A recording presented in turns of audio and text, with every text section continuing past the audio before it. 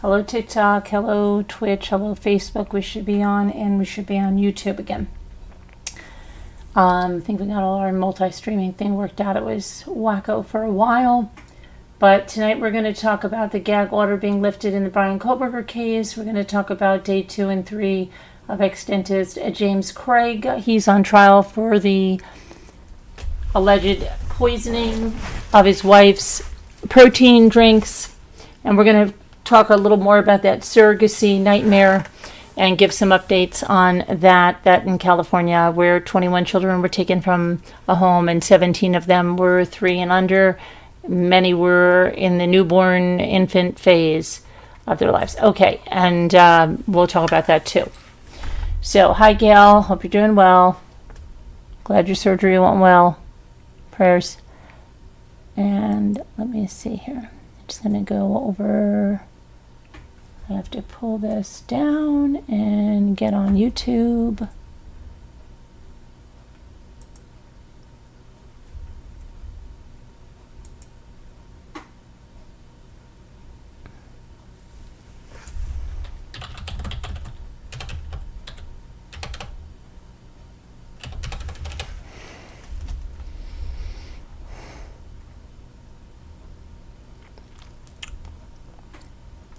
All right, let me get here. So Bryan Kohberger, I can get a better graphic on there. We had a hearing today. It was a quick hearing in front of Judge Hippler, and it was about this lifting of the gag order. Now, there's a lot of people that followed the Bryan Kohberger case that I guess thought the judge was going to lift the gag order, everyone's going to put in a FOIA request, and all the information is going to go out today. That's not happening. So let me just get the graphic up here and I'll tell you about that.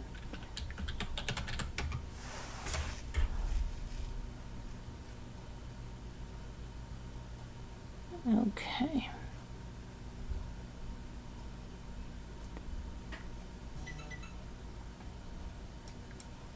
Let me just see if I can get.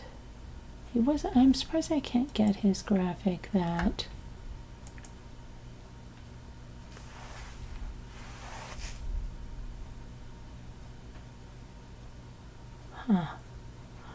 We will be streaming his sentencing hearing.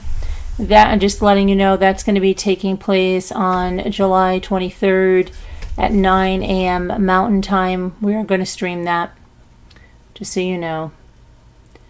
But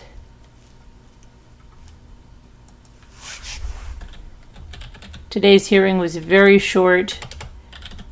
And I'm just trying to get, I wanted to get the picture of him at the hearing today because he again did not appear in the okay, here we go, in the street clothes or anything. He appeared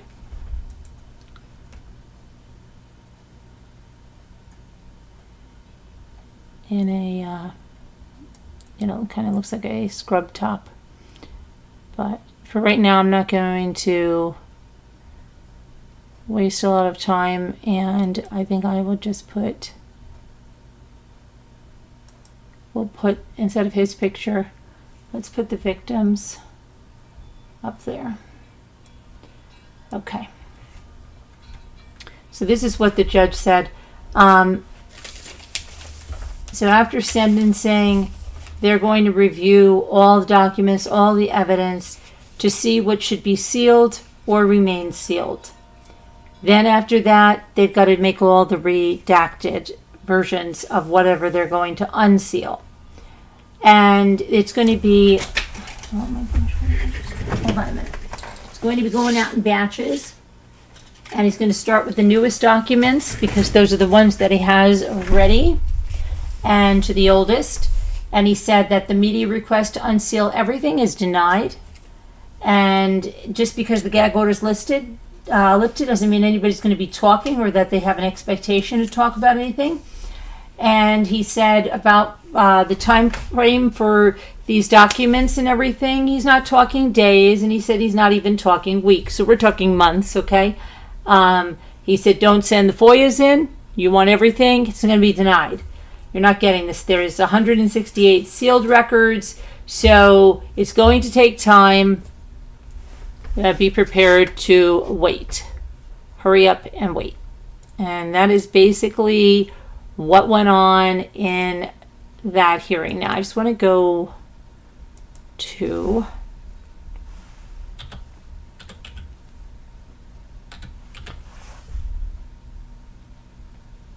over here.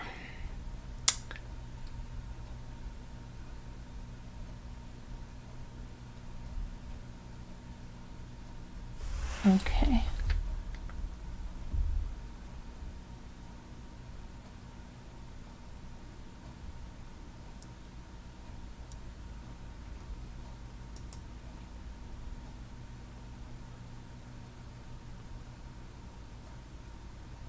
So now there's a new interview after the gag order was lifted. Steve Goncalves spoke and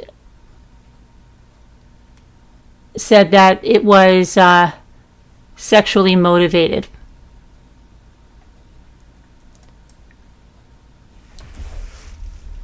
And he didn't. Steve Goncalves explains how his daughter was attacked. Who is there? Who's there? Somebody just opened my door.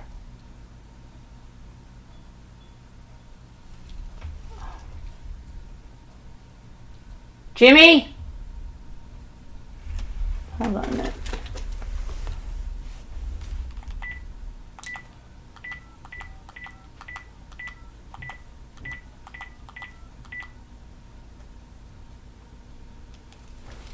Hold on one second.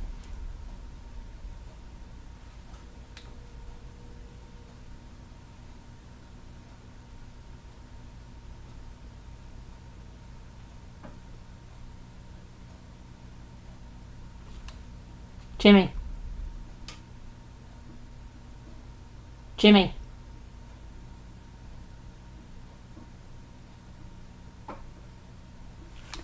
Hold on one second.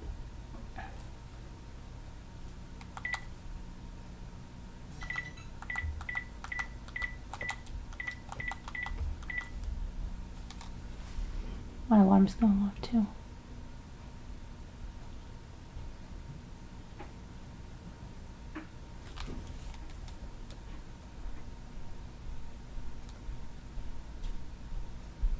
Jimmy? What, honey? Someone just opened the door. What? Someone just opened the side door. Hold on a minute, please.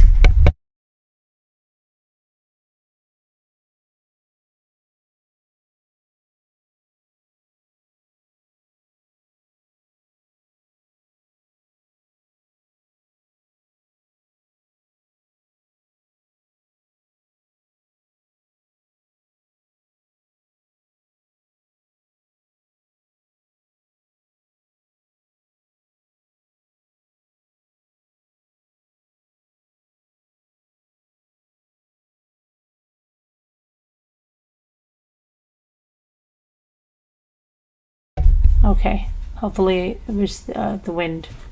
Just check the alarm cameras. Yeah, okay. All right. It's very windy, and I think the kids didn't have one out there. Okay. Whew, scared me. Sorry. I'm on high alert. Okay. So where were we? So apparently he explained how his daughter, Kaylee, I didn't watch this, was attacked and gagged by Bryan. He also talks about how his sick online fantasies, he searched online young girls who are passed out drunk and gagged. It was just awful. Okay, so that's, I do have to watch that interview for myself.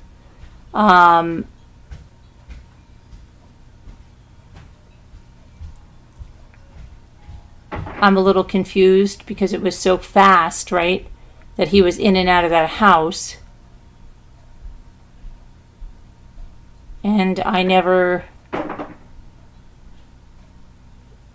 heard anything about that. I don't know. Let me, this is all just coming out right now, so I don't know.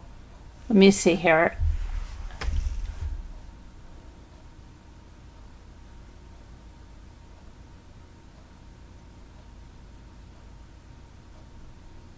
I'm very confused.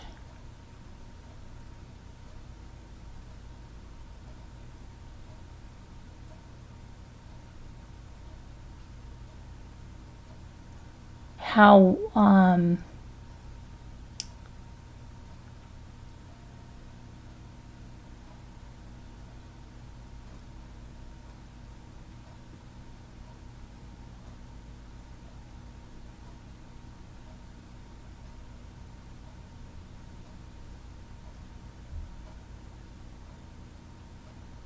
Kaylee's mouth was injured and insinuated that she was possibly gagged. Yeah, I don't think he had enough time to gag her. He could have punched her in the mouth. He could have put his hand across her mouth. Just don't.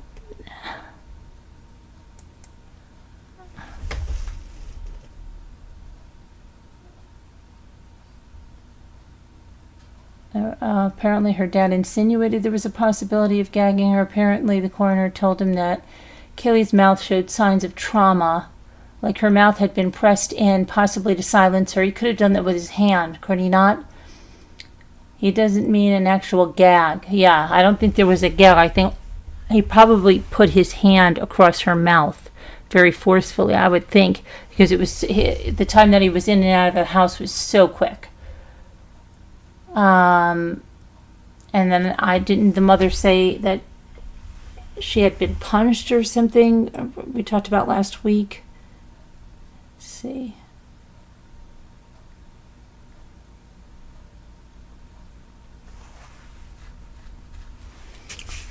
So I'm not really understanding where. So Steve Goncalves gave an interview to Ashley Banfield.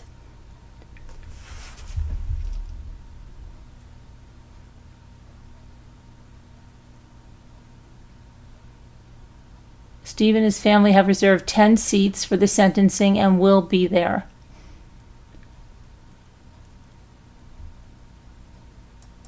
And he said he believes the murders of the girls, or at least Maddie's, was sexually motivated, and that Bryan had photos on his phone of girls being gagged and passed out. He said he learned from the coroner early on that Kaylee had an indentation to her mouth as if she was gagged, or a hand pressed very heavily over her mouth.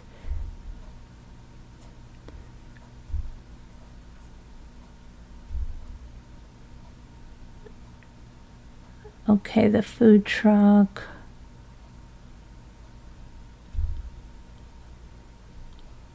He said the whole thing has been a dog and pony show.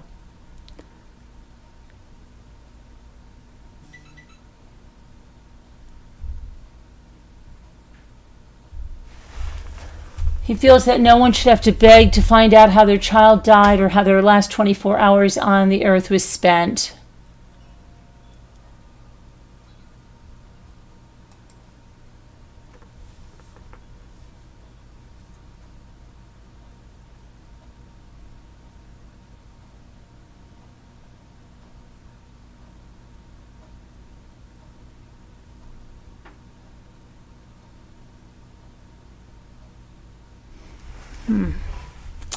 Okay.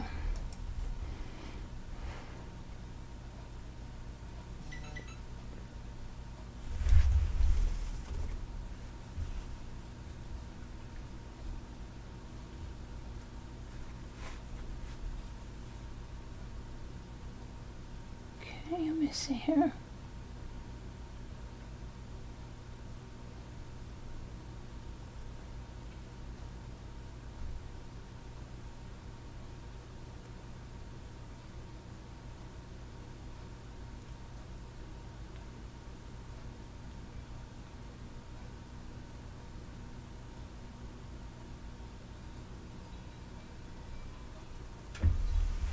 Okay. I'm just trying to see what else is happened since I last checked in.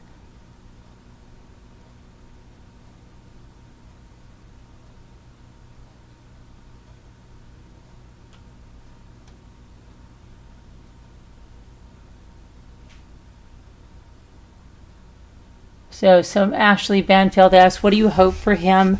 What do you hope will happen in the future that is now inevitable for Bryan Kohberger? And Steve Goncalves said, they say there's such a thing as prison justice, and some of these people have reached out to me. Maybe they have a welcome gift for him.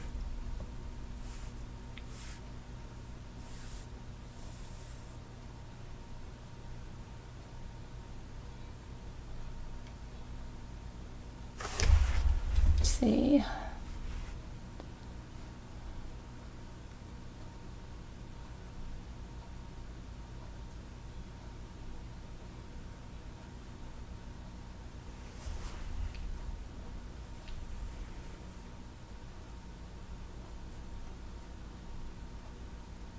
A lot of people have written James Patterson's book.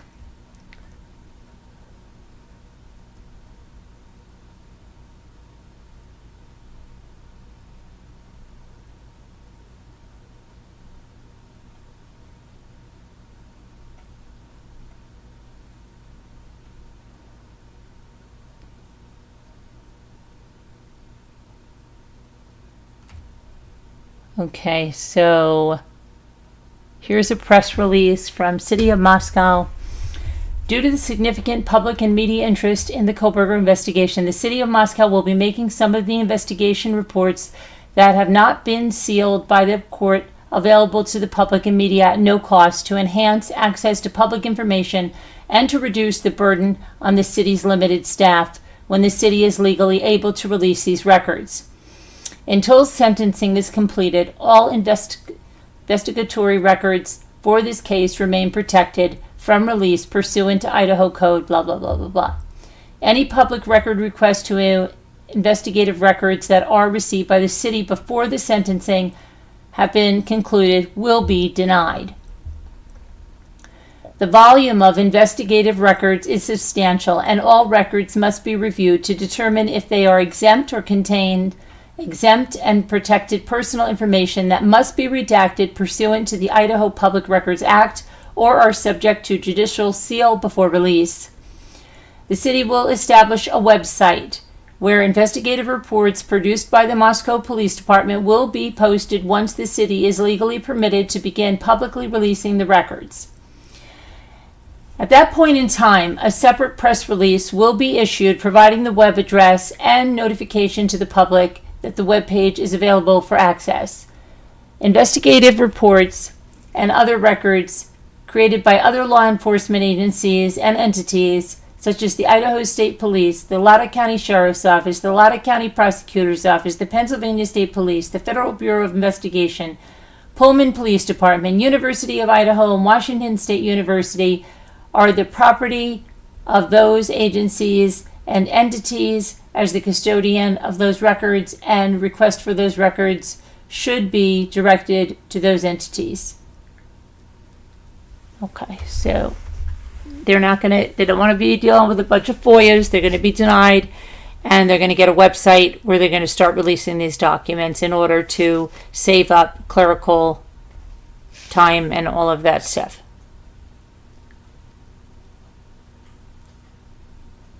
But according to the judge, it's not going to be days and it's not going to be weeks.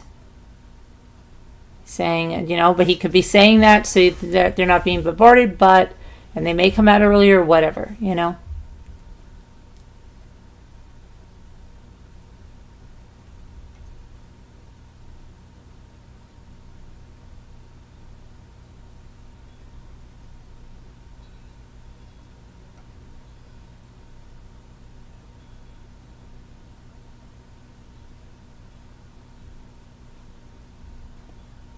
Okay, let's see. Trying to see if there was anything.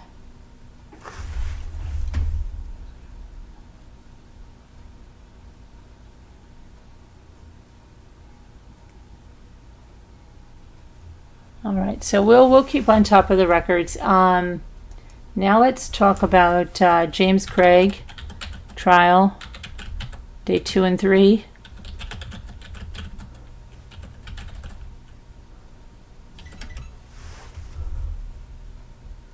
All right.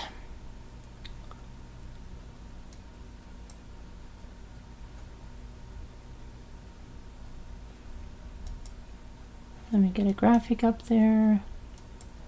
And let me just make sure that you're hearing me. And so I'd hate to find out I'm talking all this time and you're not seeing me or hearing me.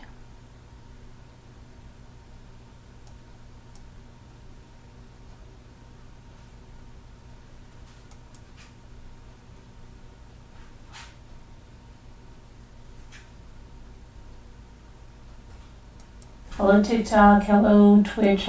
Okay, here we are. Hi Jeanette. Hi Kelby. Whoopsie. Hold on, I just want. Hi Linda. Just let me make sure that I'm all the way to the end and we're still going.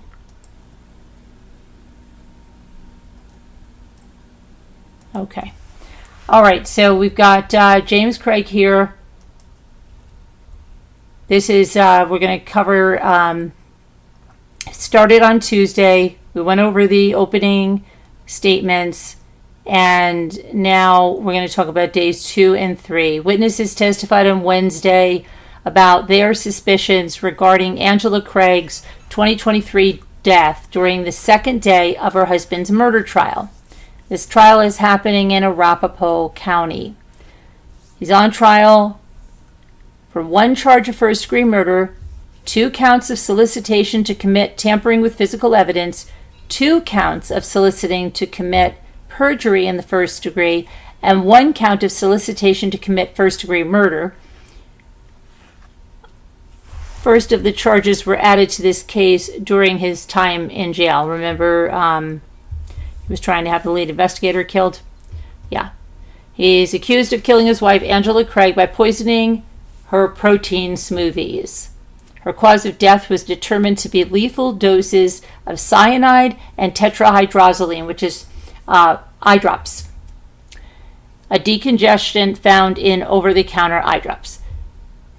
She also suffered through several bouts of sickness. She didn't know what was going on. She was dizzy, all this stuff, shaking, a faint. She went to the hospital 3 times, and on the 3rd time she didn't come out of the hospital.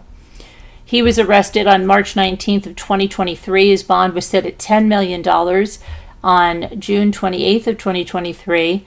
That October, he pled not guilty, and his trial began July 15th. So the first witness on the second day of the trial was Blaine Cullen, a registered nurse for about 4 years who was working at the Parker Adventist Hospital where Angela Craig was admitted in March of 2023. She suffered from low oxygen levels. On March 12th, she was in a room that was freely accessible to her family, according to Cullen. While working, Cullen said she received a call from a person monitoring the patient's oxygen levels about a rapid change. When Cullen circled on Angela, she saw she was very pale, sweaty, and non-responsive. James Craig was in the room. Cullen said that right after midnight, an alarm in Angela's room went off because she was not responsive. James was removed from the room, which is protocol, and medical personnel performed multiple tests. Cullen testified that Angela Craig then started coming back.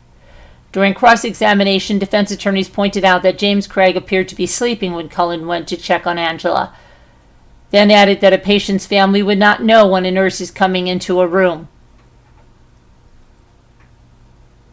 The second witness was Caitlin Romero. She worked at Summerbrook Dental Group in Aurora, Colorado as the office manager. She was the employee that prosecutors mentioned in their opening statements who had seen James Craig working on a computer in one of the office exam rooms. I believe it was exam room number 9. After hours, and she wondered why. While working at the Summerbrook Dental, Romero was in charge of operations, which included staffing needs and supplies. The prosecutor asked Romero about what happened in the office on March 6, 2023. Romero explained that the staff had a meeting at 6:45 a.m. each morning ahead of the doors opening for the day.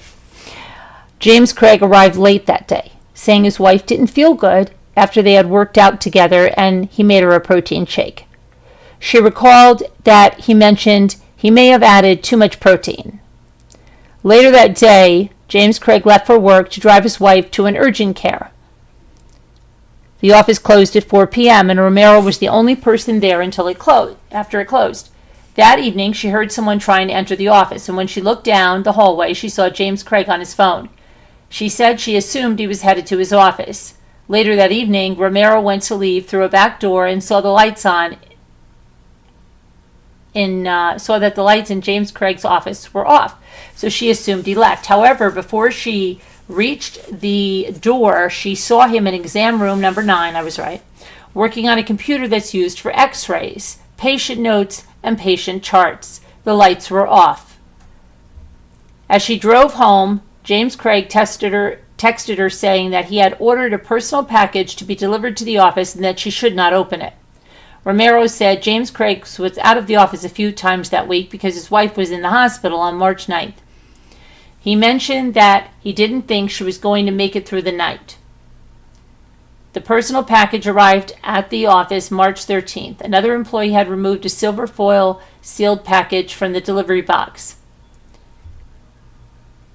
She said she learned that the box had biohazard markers and was addressed to Jim Craig. Romero said she put the foil container back in the box, but was concerned about the biohazard markers. The practice had been waiting on a delivery of fentanyl for sedation purposes, and she wondered if that was the delivery, but when she checked the invoice, she saw it was potassium cyanide. She had never seen cyanide delivered to the office before. Romero told the court she searched the symptoms of potassium cyanide poisoning, and guess what? It matched the symptoms that James Craig said that his wife was experiencing. On March 15, 2023, James Craig left work early because his wife needed to go back to the hospital. That day, he called Romero to tell her once again that he didn't think his wife was going to make it through the night. As Romero was leaving the office later in the day, she decided to call the director of operations for the office because of her concerns about the potassium cyanide. After this, she spoke with Dr. Michelle Redfern, the wife of Dr. Ryan Redfern, who was James Craig's partner at the dental office. Michelle Redfern was friends with Angela, and she also spoke with Ryan Redfern. Ultimately, Romero spoke to a detective about the cyanide delivery, and she allowed an investigator to take pictures of her text conversations with James Craig. During cross-examination, the defense asked if Romero knew about a financial agreement between James Craig and Ryan Redfern with Fit to Smile Dental. Romero said no. She testified that James Craig had initiated an emotional relationship with her, and he shared personal information and struggles with her. She knew his wife had been sick. When asked, she said she did not know James Craig's work password, even though she was given James Craig's old computer, which he said may have some of his old personal information on it. Romero testified that she turned the computer over to law enforcement and only had it because she needed to work from home.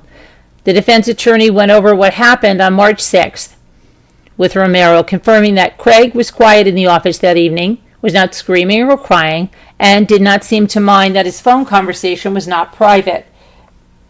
This was the evening he allegedly ordered the potassium cyanide. When the package arrived at the office a few days later, another employee opened the box, Romero said, adding that she did not see the employee do this. She confirmed that she did not open the foil package to see what was inside. On March 16th, between 2 a.m. and 3 a.m., Romero went to the Aurora Police Department and met with 2 detectives based on conversations she had with the Redferns and her concerns about James Craig. 2 a.m., 3 a.m. The defense attorney asked if Romero told the officers about the personal relationship that she had with James Craig, and Romero answered no, adding she did not feel it was relevant. She claimed she told detectives she knew about issues with the Craig's marriage, while asserting she never pried into the matter. Romero was asked about some texts between James Craig and her, where he shared that he needed to put his wife's needs over work at that time. During a redirect with the prosecutor confirmed that the text messages between Romero and James Craig before the evening of March 6th, as well as on March 14th and 15th, were all business and did not include any intimate or personal details. Prosecution then called their 10th witness of the trial, Dr. Michelle Redfern, who is friends with Angela Craig and whose husband, Dr. Ryan Redfern, was James Craig's business partner at the dental clinic. Now, Michelle Redfern obtained a PhD in nursing in 2003. Michelle met Angela in Kansas City while their husbands were attending the same dental school. They became very close. They all ended up in Colorado. Fit to Smile was the second name of the Redferns' practice, while Summerbrook Dental Group remained the name of James Craig's practice. Michelle Redfern said she didn't know all the employees at Summerbrook Dental, but she knew the director of operations and Caitlin Romero, who testified right before her. After learning from her husband that Angela Craig was sick, Michelle Redfern reached out to Angela, who did not respond. When she reached out to James, he replied in part, "Thanks, Michelle. It's been pretty rough not having any answers. I got really nervous. They did many tests." She said she believed James Craig did not know why his wife was sick based on his answer. Okay, now let's see. We've got some text messages here that were shown, and these were, I think we've shown these before too. She looks super puffy and swollen, but her blood pressure is barely 100 over 60. Yesterday morning it was 56 over 44. So although that's the main concern that the doctors have, my main concern is how she's feeling. Really pretty crappy. They're going to keep her one more night and hopefully she can come home tomorrow sometime. How did her kidneys handle that kind of fluid? I'm sure she is miserable, and this had to be so frightening for everyone. Her bun urea nitrogen was 29 yesterday, but today it's back down in the normal range of 21. They think she was just dehydrated. Her kidneys seem to be doing well so far. Thought it might be adrenal insufficiency, but they tested for that too, and so far no answers. Low BP would cause her to be lethargic and slow her speech. I'm glad she doesn't have those disease processes, but any answers would help ease anxiety and have a plan. Not knowing is more terrifying, in my opinion. What about a scan to check for a tumor, a thyroid, adrenal? I'm sure everyone is thinking of every pathophysiological process that affects blood pressure. They did an MRI of her head because brain tumors are in the family, and they did an ultrasound of her heart. They did a head CT scan. They did a chest and abdomen CT, and everything has come back normal so far, negative so far. So I guess that's good. No tumor is a good thing, right? Yes, that's a good thing. I'm glad they ruled that out. Especially with a family history. It's just hard to imagine that she was so dehydrated to cause such low blood pressure. I'm sure she is puffy with 5 liters of fluid. I'm sure her kidneys were working double time to process it. I'm glad her A1C was normal. I would have sworn she was having diabetic ketoacidosis, but I couldn't imagine that they wouldn't have checked her blood sugar on the first ER visit. Who's there? Who's there?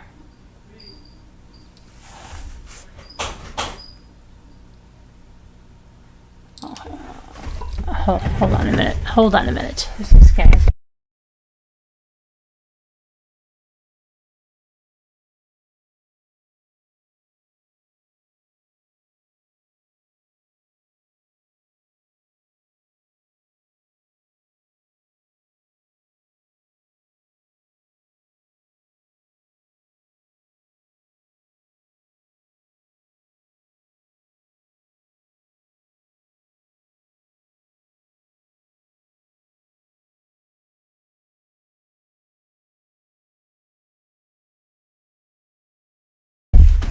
Okay, sorry about this. It's a fun night, huh?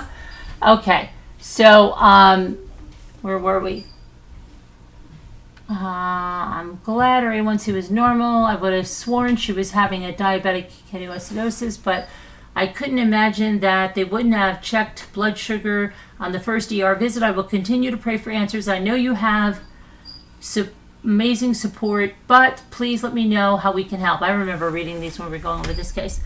They did check blood sugar on the very first ER visit. She was 195 and she was throwing glucose in her urine. That was Monday, so they were almost sure it was diabetes. But then when they went back again yesterday, they checked on her blood sugar, was lower but high, like 145, but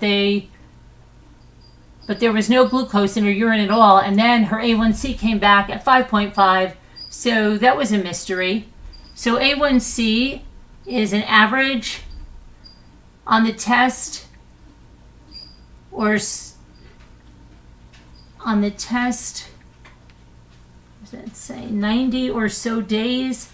Is new blood glucose problem? It won't necessarily show in her A1C. Yeah, but that's a good point. But no glucose in her urine yesterday. There's that. So there's that. In her urine today. So there's that. But she's been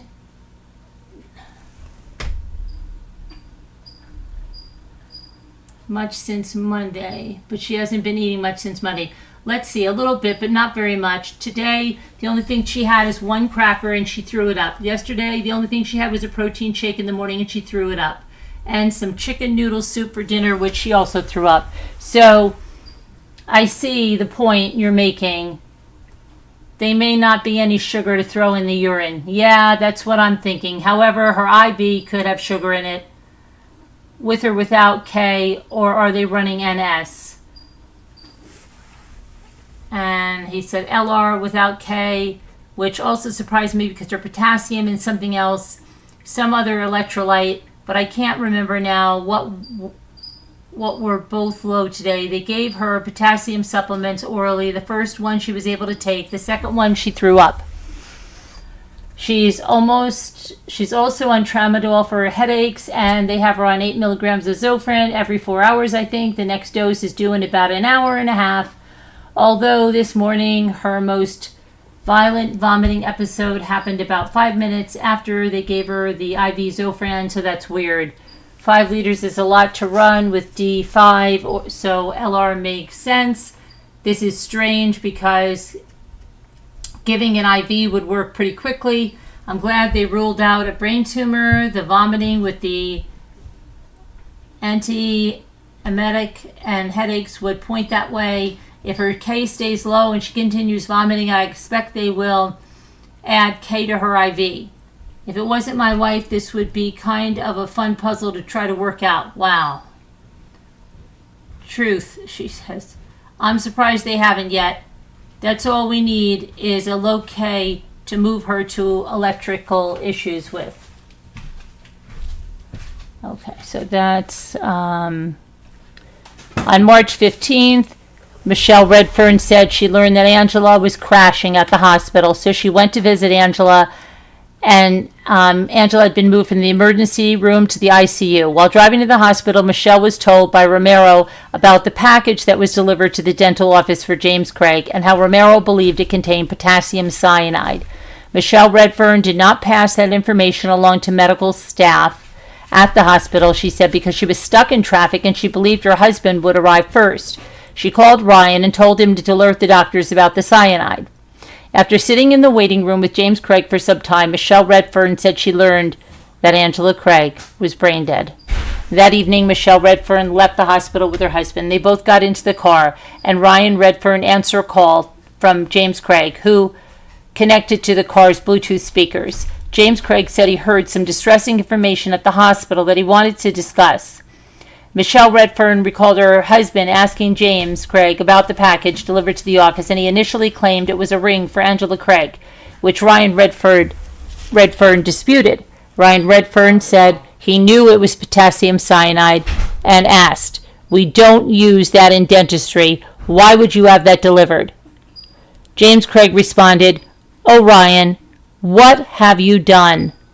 Several times, Michelle Redfern testified.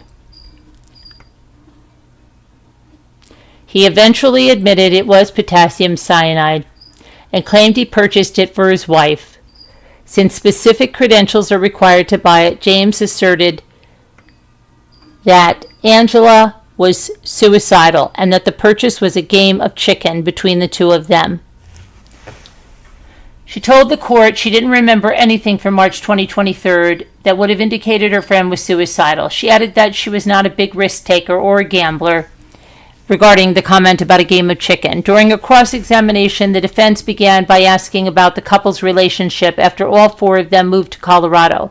Michelle Redfern said that they became more distant and they did not talk as frequently. She attributed this to both families having small children and remaining active in their children's lives. She was kind of a person that you could go to lunch with and have a 3-hour conversation and feel like it was just yesterday. She added about Angela. She said she knew through her husband that the Craigs struggled with their marriage. The defense questioned why Angela Craig did not share those issues with Michelle, who explained that her friend was a private person and did not share those problems or her emotional reactions to James Craig's actions. "I wish she would have," Michelle said. "I didn't want to make a bad situation worse," she continued when she was asked about why she didn't bring it up. "And yes, I have heard that there were struggles in the marriage, but I also respected the fact that she and James Craig could work on those things, and they potentially, it could be embarrassing, and I didn't want to make a situation that was uncomfortable even worse." During a redirect, prosecutors noted that James Craig never told Michelle Redfern about the cyanide in the text messages when they were trying to figure out why Angela Craig was sick, but they claimed he purchased it for his wife after she was brain dead.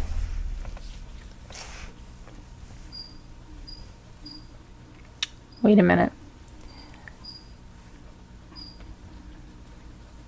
James Craig never told her about the cyanide. They claimed, well, she wasn't. Okay, then the next one to take the stand was Oleg Goncalves. I can't remember. I'm not even going to go. I'm just going to call it Oleg. He works as an asset production specialist with King Scoopers and received a request July 2023 from investigators related to 2 different credit cards, both King Scoopers. That's it's a grocery store, right, in Colorado, both of which bore the name James T. Craig. The records from King Soopers showed one purchase from March 8th for 12 packages of eye drops. Another receipt from March 9th listed 7 packages of eye drops. On cross-examination, Oleg told defense attorneys he knows the credit cards were used, but could not definitively say who used them. In addition, the purchases were made at self-checkout stands. The director of UCH Health Security Investigations, Rachel Mentz, then took the stand. She made a compilation of surveillance video from the hospital for investigators who asked her to track the arrival of Angela Craig along with any visitors she had. The video was admitted into evidence but not played for the jury at this point. Mentz told prosecutors that James Craig was seen entering the hospital with a bag on his second visit of the day in question. Individuals entering the hospital must pass through a metal detector, which mainly looks for weapons and larger items. Prompted by the prosecution, Mentz testified that a plastic item about the size of a pen with a little needle sticking out of one side would not have set off the metal detector. The detail appears to allude to what prosecutors would argue down the road, that James Craig allegedly administered a lethal dose to his wife while she was in the hospital. In April 2024, she opened a letter that was returned to James Craig and said there were suspicious contents in it. The letter offered the recipient free dental care and money for procuring people to be witnesses in James Craig's case, including advice for avoiding detection, like burner phones.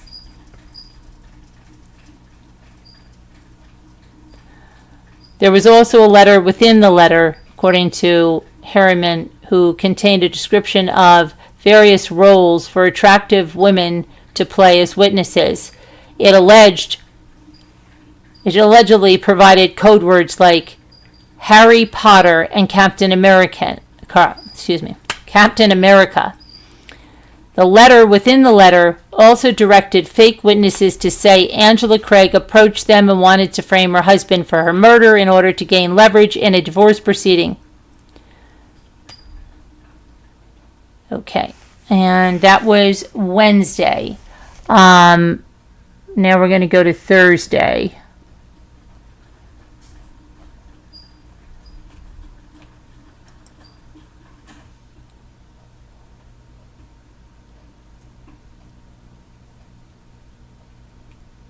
Okay, hang on one second.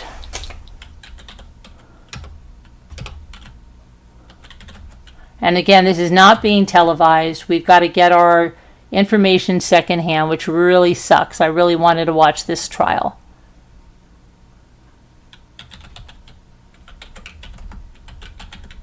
They're only going to do the opening arguments, opening statements, which was sound was bad and it was terrible, and then it's going to be like closing arguments and then the verdict. Okay. So Thursday,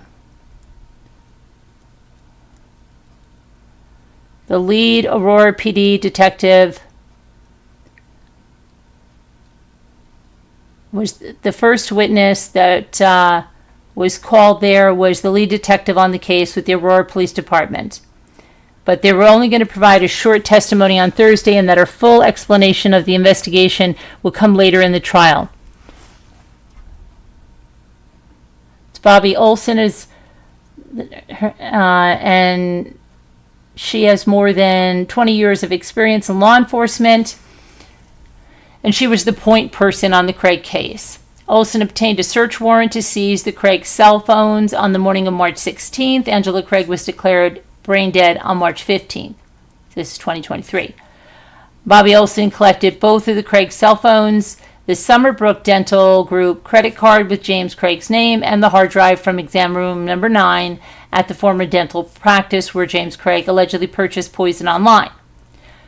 Craig provided the cell phone passwords to Bobby Olson along with handing over the credit card. Cross-examination, defense attorneys pointed out there was no court order directing Craig to provide the cell phone passwords, and without those passwords, breaking into the cell phone can take a much longer time. And Bobby Olson testified to that. The next witness was David Lee, currently works for the U.S. Secret Service in cyber-related investigations. Prior to that, he worked in the digital forensics detail with the Aurora Police Department. He was qualified as an expert witness in digital forensic examinations. He told the court that he analyzed both James Craig and Angela Craig's cell phones, as well as a Dell computer and a hard drive, along with a Samsung DVR device. The data retrieved from the cell phones was not detailed during his testimony, but is expected later in the trial. Lee's testimony helped lay the foundation for prosecutors to eventually explain that evidence to the jurors, who will already know how it was gathered. During cross-examination, defense attorney Lisa Moses asked Lee if a screenshot of a text message is the best evidence, and he replied that it depends what it is used for, though from his perspective, it is probably not, since it only shows a small portion of the conversation. Moses hammered home that the data cannot definitely prove who was using the phone at the time the message was sent. Lee told the defense that the warrant was for the data between February 16th and March 16th, and he did not pull any information prior to that. Then Cassie Rodriguez was the next one on the stand, 16th witness for the trial. She is a sales support specialist with the Midland Scientific, a distributor of laboratory products and chemicals. She testified about a web order confirmation for potassium cyanide that was placed by a person named James Craig with the email jimandwaffles@gmail.com, which was the same name prosecutors say he used on a dating website during opening statements. She explained that a Gmail address typically raises a red flag. Rodriguez said that buyer requested to pick up the potassium cyanide in person on March 9th, but the facility typically does not allow chemicals to be picked up at the facility because of the hazards associated with transporting the products. Rodriguez testified that James Craig requested the order be shipped that night because of a type of seminar he was presenting. Rodriguez expanded upon the seminar, testifying that Craig claimed he was teaching a course and would love to demonstrate a certain process using cyanide as part of the lesson.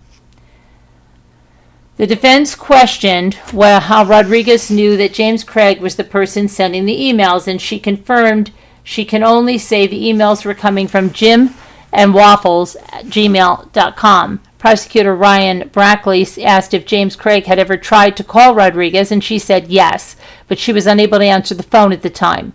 On March 11th, Rodriguez received an email from Jim and Waffles asking for tracking information.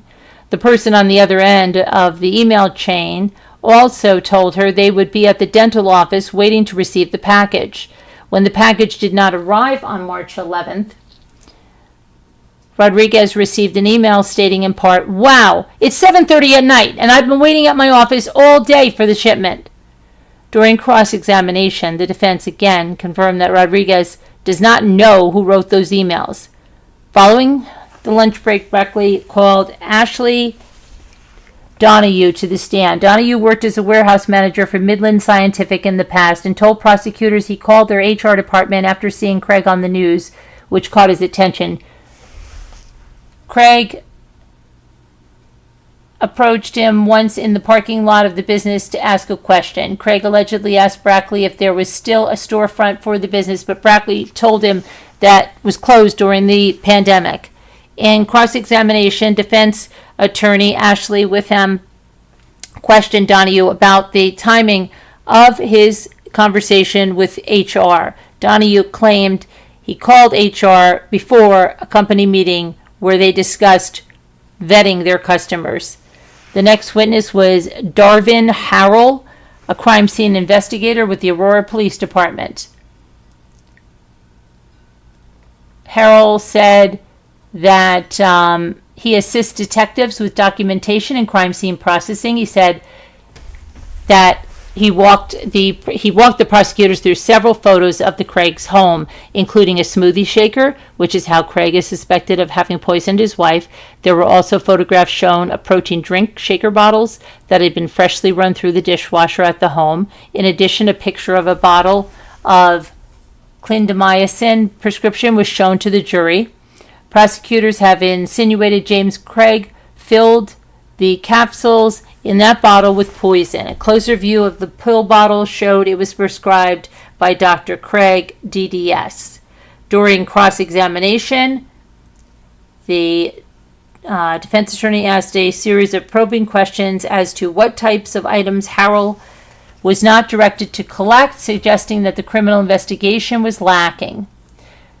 With them then asked Harrell why he never collected any IV bags or IV ports from the hospital where Angela Craig died. It appeared that Witham was preemptively arguing against a point prosecutors will likely delve into during the trial, that James Craig allegedly gave Angela Craig a lethal dose of poison while she was hospitalized.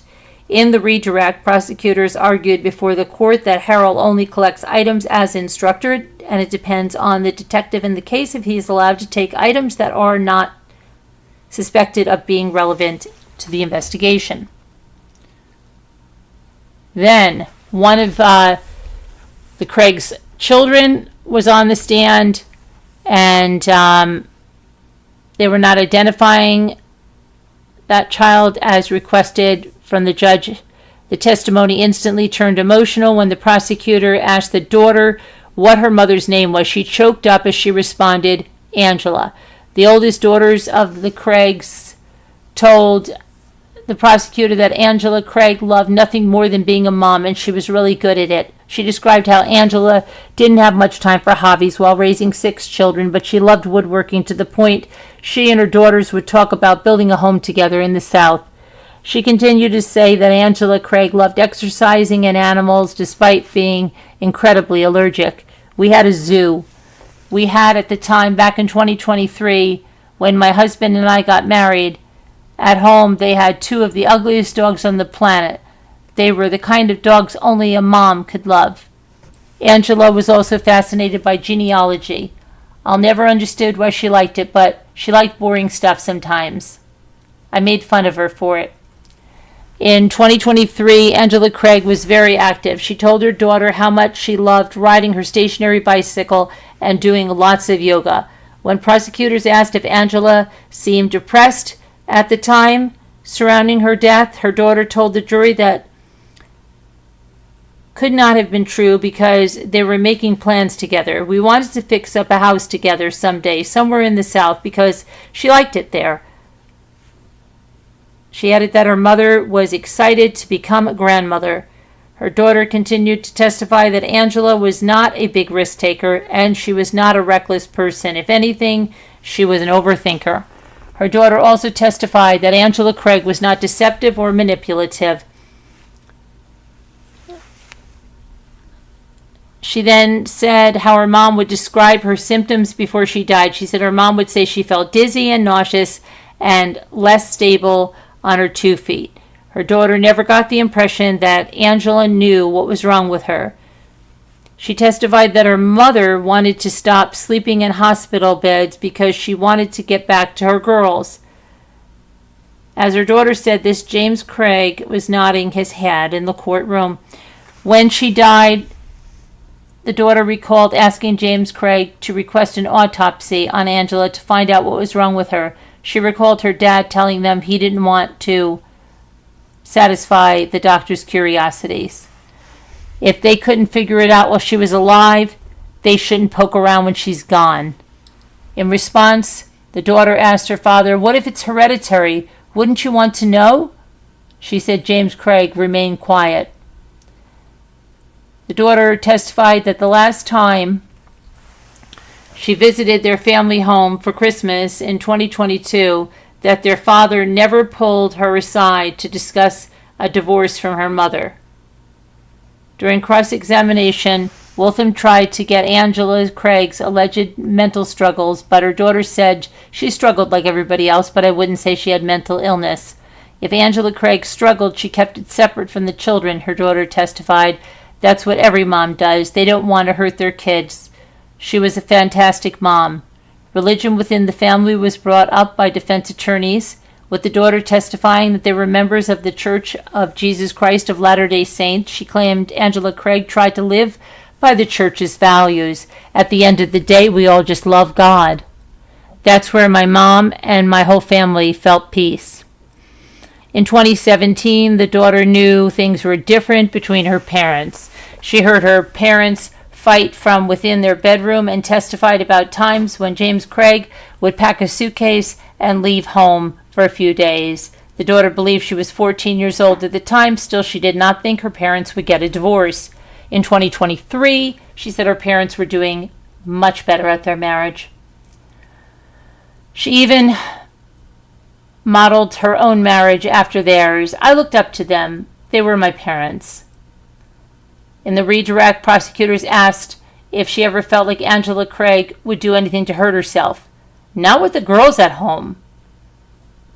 Then, the third oldest Craig child took the stand. She testified that Angela Craig did not let the children skip school or stay up late, saying she was a good mom. In 2023, the daughter on the witness stand said she was the oldest living child at home. She testified that protein shakes were common within the home for everyone except the youngest children. The second daughter on the stand also testified that her mother did not appear depressed in the days or months leading up to her death. She shared a similar testimony as the first daughter, saying Angela Craig was always talking about her future home and that she wanted a house with lots of land and a huge wood shop. The daughter testified that Angela was considering Montana for the move and expected she would be able to find her forever home within 5 to 7 years. When Angela Craig was sick, she told her daughters how upset she was. Doctors could not figure out what was causing the illness. She recalled her mother believing the symptoms could be related to diabetes. After James Craig was arrested, he would communicate with the daughter on the witness stand from jail. At one point, he called her and asked if she would bail another inmate out of jail. Wow. James Craig allegedly told his daughter it was best if she did not tell anyone about this, but that the inmate would have important information for her. She testified that James Craig said the inmate in question was her cousin, Jonathan. Even though the daughter did not recognize the name, she believed it could be possible she did not know the family member.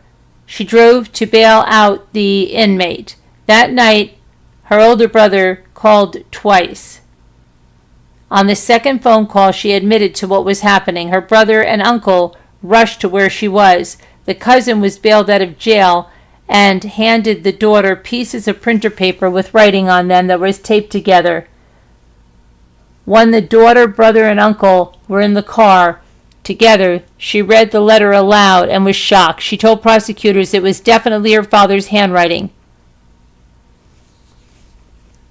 The daughter explained the request within the letter while on the witness stand, saying her father had addressed the letter to her specifically because she was stoic, technologically adept, and most like her mother. Her father allegedly asked his teenage daughter to create a fake piece of evidence, a deep fake video of Angela Craig saying she asked James Craig to order the chemicals. The letter detailed step-by-step instructions on how to accomplish this task.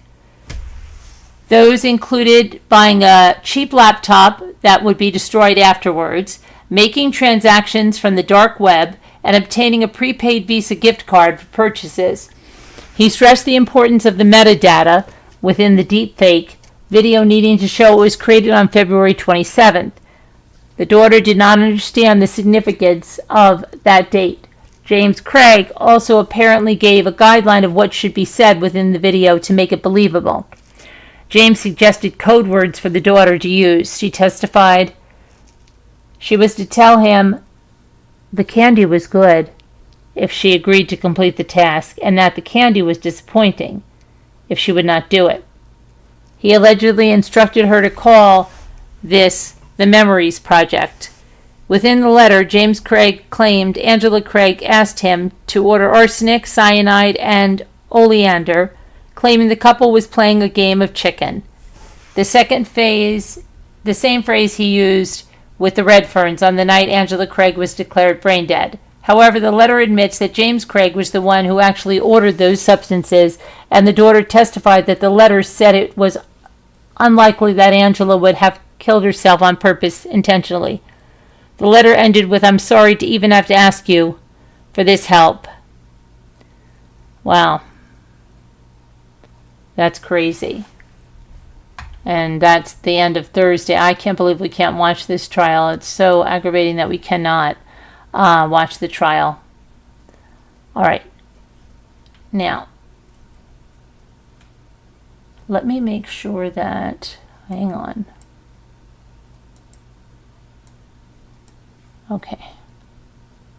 Okay, hang on a minute. I've got to just lock something. Okay, right there. And then we're going to go on to the surrogacy.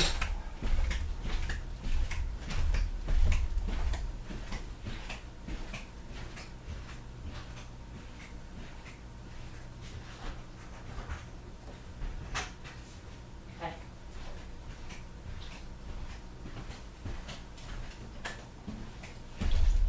Hold on, I'm coming.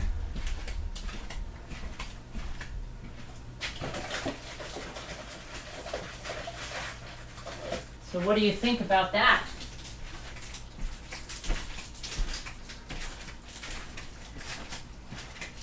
Pretty crazy. He asked his teenage daughter to create a deep fake. Wow. Hi, little lady. Okay, so now we have the surrogacy.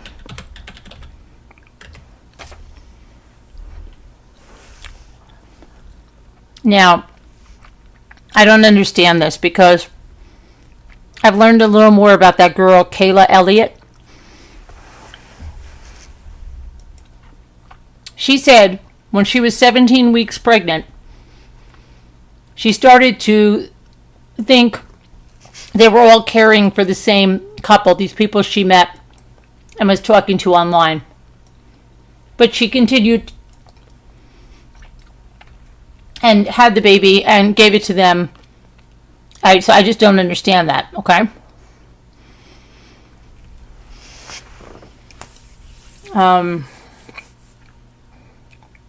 It's very strange. All right, let's look over here.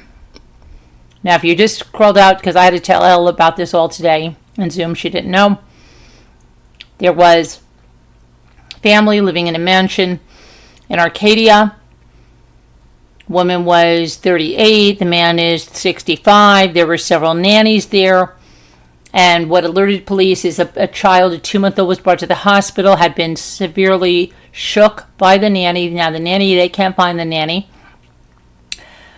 That led to an investigation at the home where they found 21 children, 17 of them 3 years old and under, many, many infants. Many people had given birth in March, April, May of just this past year. This is one of the surrogate mothers. Found out that she's trying to have a GoFundMe now to find her baby. She's taken it to CPS custody. Okay. So, yeah.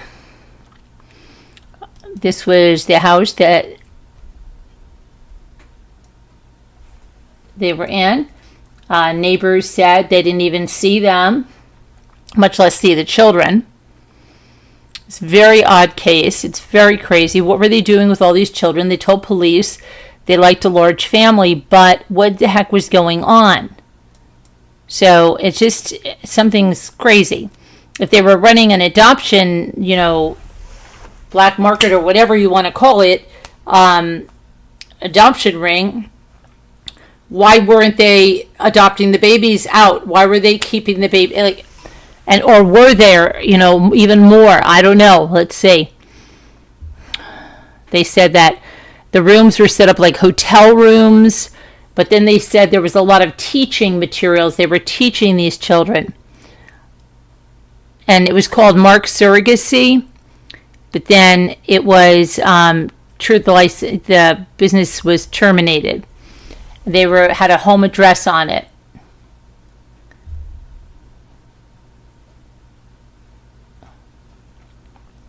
And there's that child abuse investigation on the 2-month-old that was shook so violently they can't find the nanny. Yet neighbors don't know anything about police vehicles, CPS pulling up there and removing all these children. They don't recall anything like that, which is crazy. But I'm just the 17 weeks she was, and now there's another woman out there 26 weeks pregnant, and they're all for the same couple.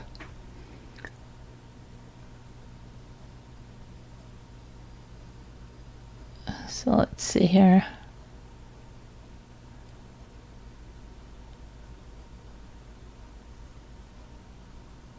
Investigators say they uncovered additional evidence suggesting that other children in the couple's Arcadia home were subjected to physical and emotional abuse at the hands of the nannies. A neighbor described the home as resembling a hotel with frequent visitors and a front desk-like setup. Now, the couple is currently free on bond while they're facing felony charges of child endangerment and neglect because they didn't take that baby to the hospital till 2 days after. Now, another surrogate said that herself and Kayla, they both underwent embryo transfers at Western Fertility Institute in 2024, just 3 months apart. Both said they were told the embryos were created using the father's sperm and a donor egg.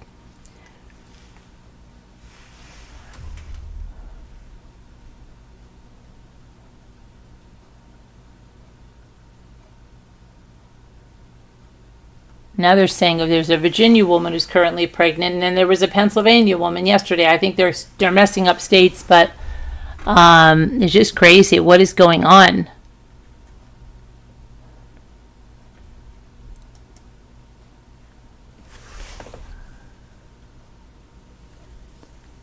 More mothers come forward, it says.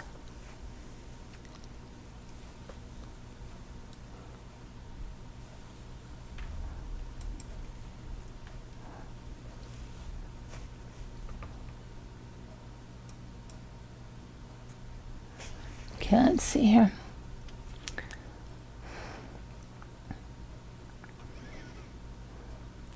What were they going to do with these children?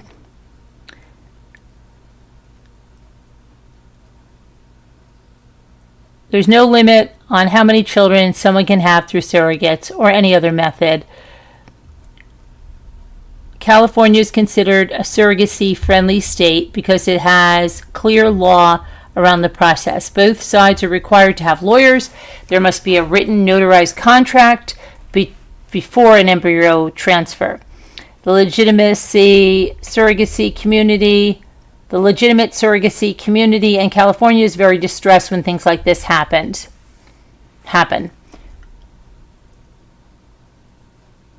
It's not clear if the couple set up the business solely to find surrogates for themselves. State records show the company terminated its business license in June. There's no special licensing requirements in California for businesses that match surrogates with intended parents.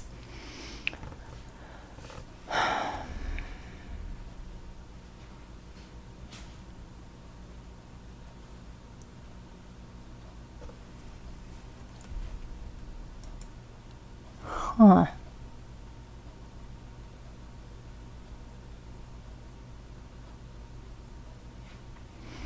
Isn't that crazy? See what you're saying? Okay. There's something going on with this case. Maybe the couple were selling the children. Yeah, but why wouldn't they? I mean, unless they had so many children there. What they're going to be most desirable when they're newborns, right?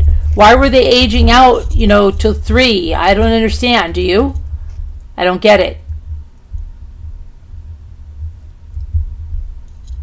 Why was there a 2-month-old there? I mean, you would think if it was adoption that there would be no problem placing infants, right? I don't know. It's very strange. Very, very strange. Extremely strange.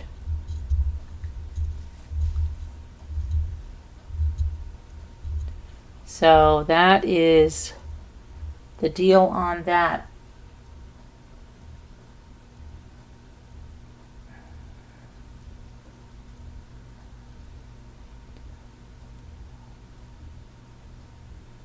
All right. Let me just see what else we have here.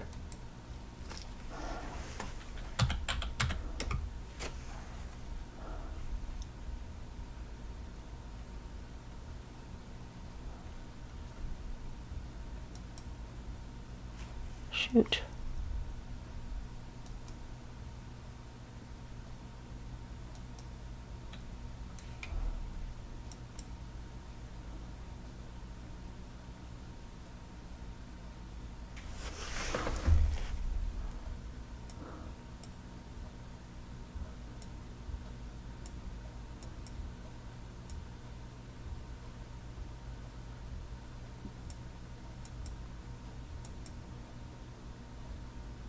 Oh my gosh. What do I keep saying about the lightning? I just keep saying it. Day after day, there's something about the lightning. Now a delivery driver narrowly avoids being hit by lightning. Rare flesh-eating bacteria has already killed 4 beachgoers in Florida this year. It's crazy.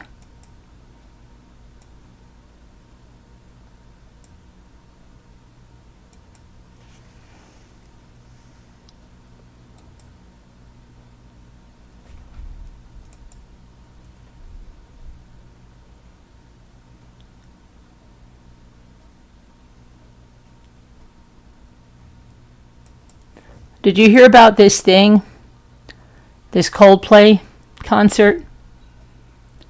This couple was seen on a kiss cam. and they literally went crazy when they saw that they were on there. And someone got the clip and has posted it all over TikTok, everywhere. And it appears to show this CEO holding his company's chief people officer in his arms. And they tried, when they saw themselves on the camera, they tried to, on the Jumbotron, Cabot, the woman, she quickly covered her face and turned away while the guy ducks to avoid the cameras. And Chris Martin reacted saying either they're having an affair or they're very shy. And then the video went viral, received more than 20 million views, and people identified them online to who they are. And the guy, he's married, and I don't know why. It just they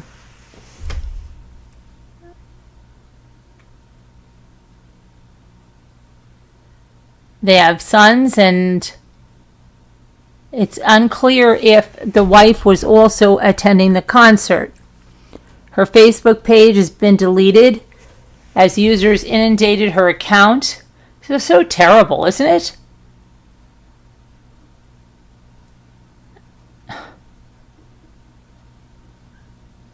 Coldplay's Twitter account, X account, joined in on the internet debate, saying that at their next show, they're introducing a camera-free audience section for people and their side pieces. It's not funny, at all. I think that this poor wife, if she doesn't know what's going on, they have 2 children. It's pretty sick that people think like this is funny or something. Okay, I can understand you say, oh, you want to know, but they've just destroyed their whole family life as they know. I don't know. It's just, is this really? I don't know. Upon identifying the man, dozens of users flocked to his LinkedIn, criticizing him. Some with Coldplay lyric puns. Wow.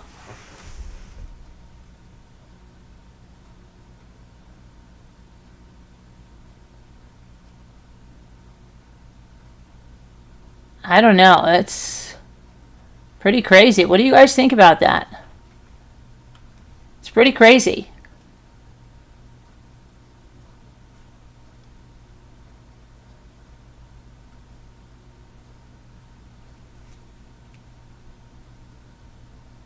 I feel bad for the wife and the kids. And, and it's like, think about how horrible that is, but now she's got the whole internet is mocking and flocking her with pictures and stuff. It's terrible.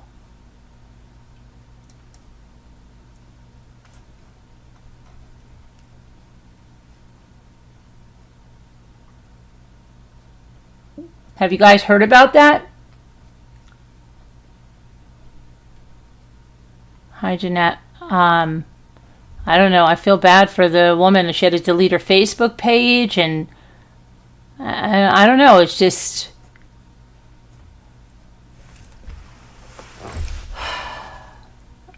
it's crazy the way people are just, I don't know. I honestly can't even believe Coldplay doing all of that.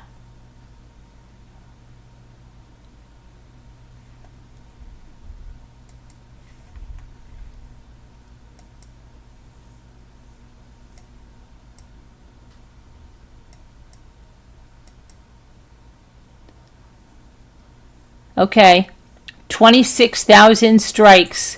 Why was there so much lightning Wednesday night in the D.C. area? I'm telling you, the lightning is like no other.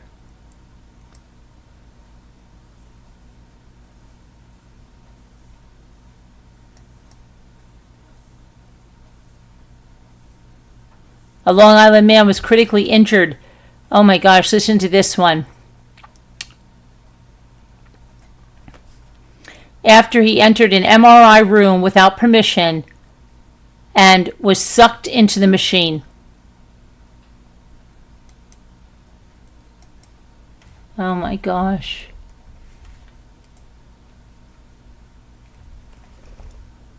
A man in Long Island was critically injured. He was wearing a large metallic chain around his neck. The magnetic pull of the MRI machine dragged the man into the machine by the way of his metal chain. The man was not supposed to be in the room, and it's unclear, based on initial reports, why he entered. Police say the man suffered a medical episode and was taken to a local hospital for treatment, and he was last described as being in critical condition.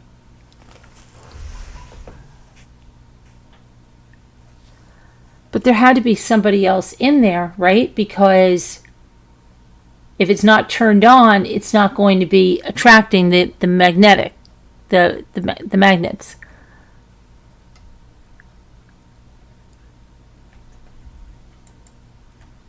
magnetic field extends beyond the machine and exerts very powerful forces on objects of iron, some steels, and other magnetizable objects.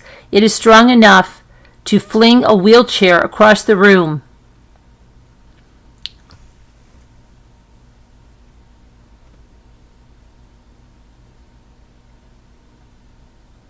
Oh, he's okay.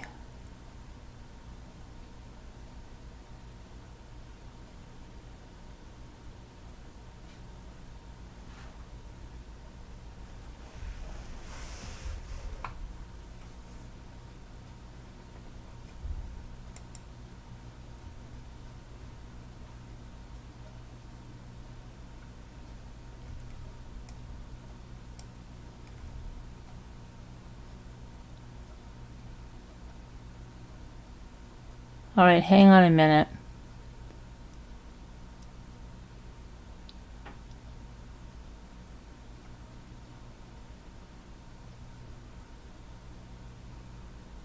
Okay, so there's 8 beach closures in the state of New York.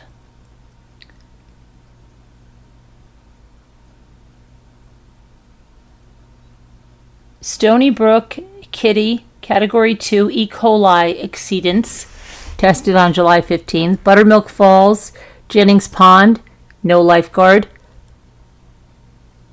Tohonac Falls, harmful algae bloom, tested July 14th.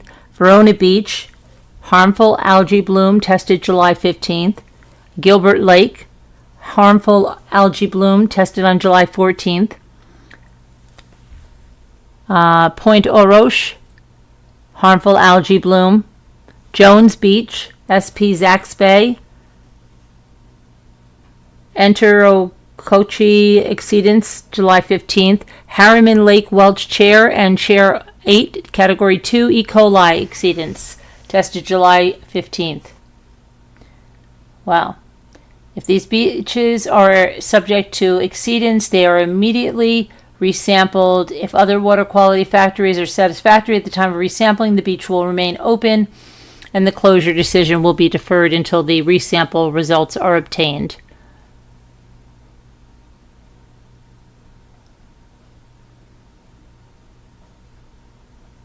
Oh, they got somebody that was arrested in that murder of that Maine paddleboarder.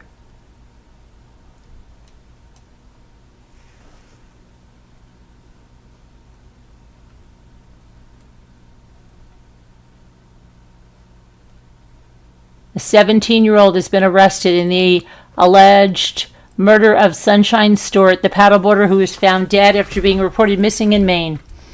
Stewart's cause of death was strangulation and blunt force trauma. The suspect, a male, was arrested without incident Wednesday night. He's from Maine and he came to the pond area to spend the summer vacation time with his family. That's a great way to spend it, right? He was not named. He was transported to the Long Creek Youth Development Center in South Portland. Wow. What the heck? Stewart rented a campsite at Micmac Family Campground for the summer season on May 1st. She had only stayed on the grounds for 2 to 3 nights prior to her disappearance. Wow, 17 years old. Why'd he kill her? Unbelievable.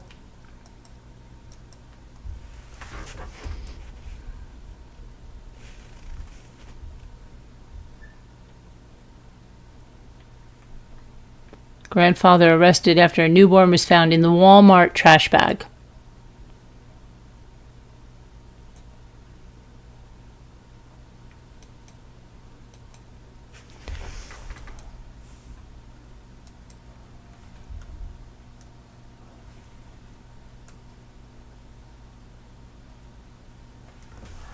A grandfather has been arrested in connection with the death of his newborn grandchild after police said the baby was discovered in a restroom trash can at a South Texas Walmart.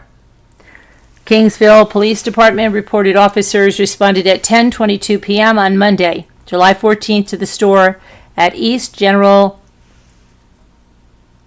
Cavazos Boulevard after an employee called 911 to report finding the baby.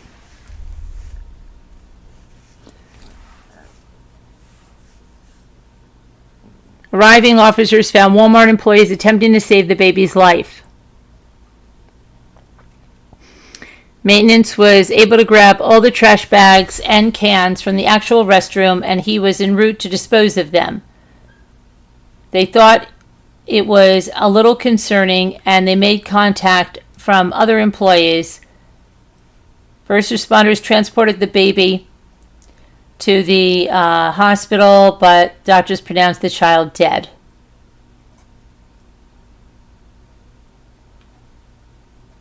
The newborn's mother arrived back on scene not long after. She was taken to the hospital for a medical assessment. When she gets released, we'll speak to her regarding the incident. It was not immediately known whether the teen would face charges in the incident. The police department chief said investigators reviewed surveillance video where they watched a young female enter the store, where she remained in the restroom for about 40 minutes before leaving. The infant was discovered about 30 minutes after the female left the bathroom. Police say they have not identified the mother, but she was 17. Jerry Lee Martinez, the baby's grandfather, was arrested on charges of abandoning or endangering a child with criminal negligence. He's also charged with tampering with physical evidence with the intent to impair or tamper with a witness.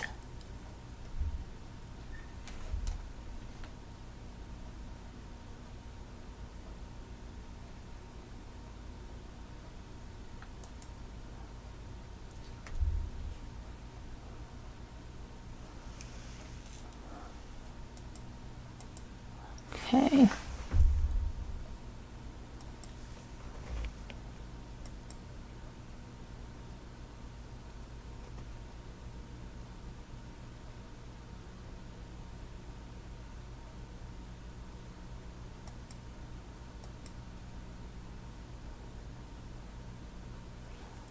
Bryan Brandt, Super Bowl champ and NFL star.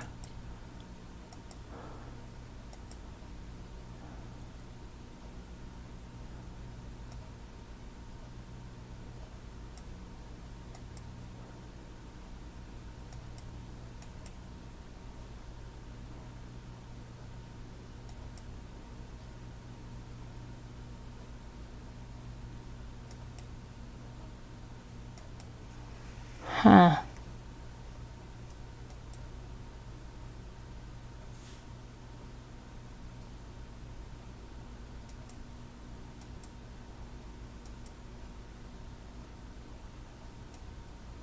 Steve Miller Band says extreme weather is so dangerous it's going to cancel its tour.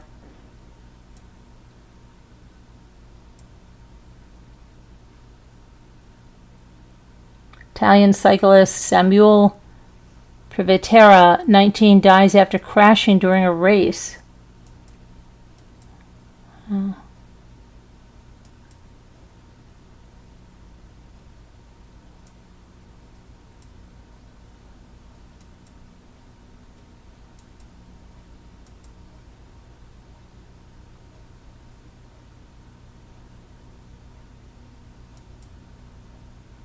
American tourist confirmed dead after Turks and Caicos vacation disappearance. Wow. So much stuff. A Himalayan tsunami has just devastated Nepal. Wow.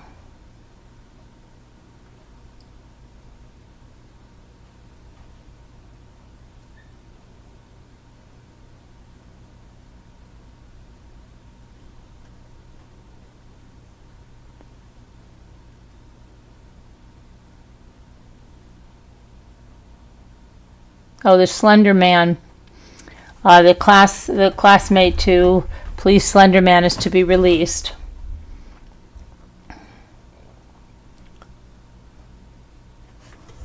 Okay.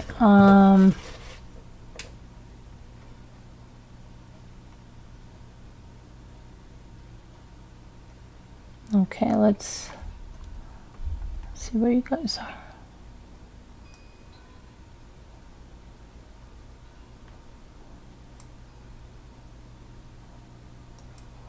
Right there. All right, so Hi 61. How are you doing?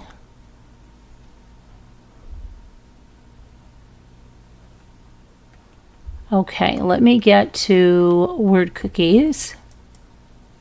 Yes, I am exhausted. Tomorrow's Friday.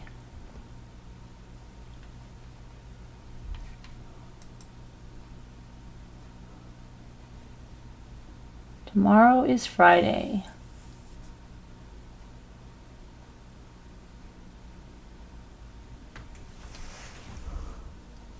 Tomorrow is Friday.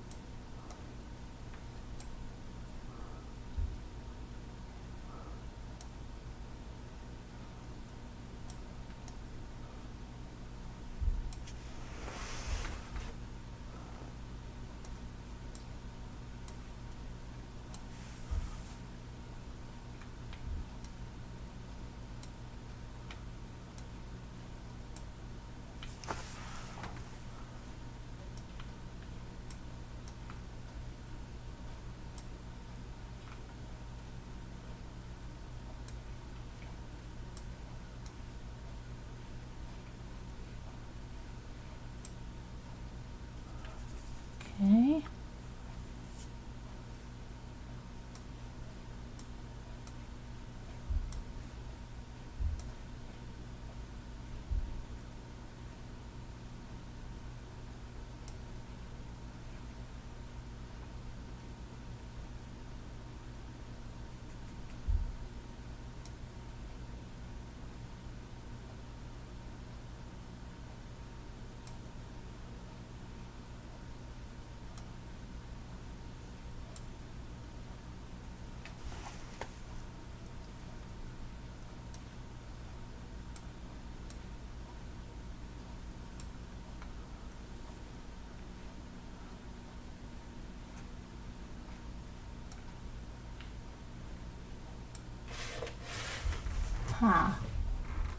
Let's see.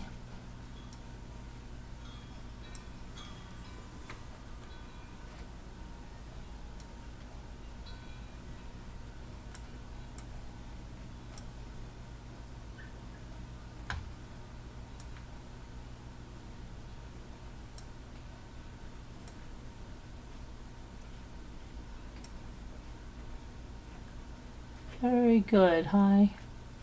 Very good, egoist. Okay.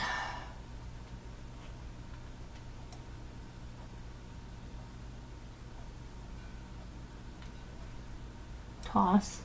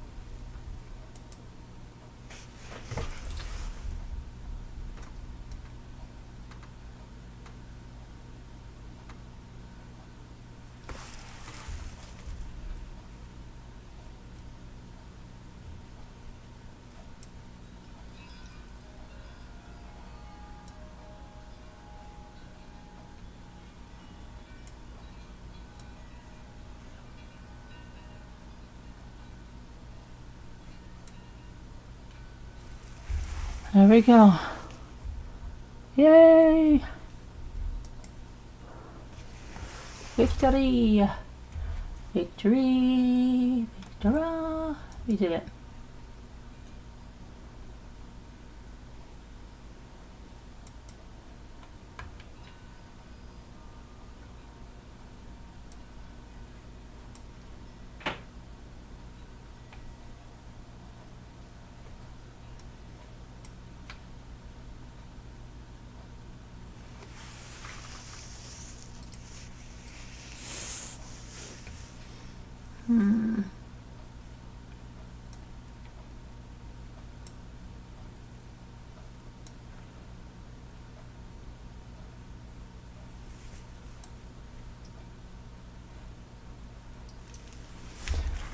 Oh, guys, I think I'm going to go call it a night. It is late, I'm tired, and it's been a long day, and I've done a lot of videos, and I am exhausted.